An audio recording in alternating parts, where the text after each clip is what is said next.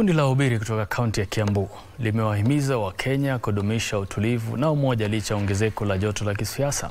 Wakizungumza wakati wa mkutano wa maombi katika eneo la Waitedhi, viongozi hao wa kidini walitahadharisha dhidi ya siasa za uchochezi na migawanyiko, wakisema uhasama unaweza kurejesha nyuma hatua za maendeleo ambazo Kenya imepiga kufikia sasa. Waliwataka viongozi wa kisiasa aidha kutoka mirengo yote kuweka kando tofauti zao na kutilia maanani maslahi ya taifa, huku wakijiepusha na matamshi ambayo huenda yakazua vurugu.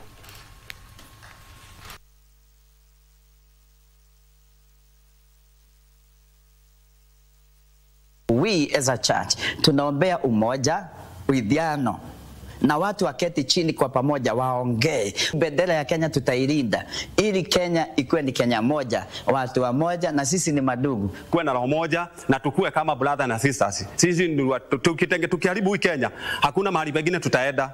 Sisi ni wa huko, tumesaliwa huku, na najua ya kwamba tutaiombea na mambo yote itakuwa sawa.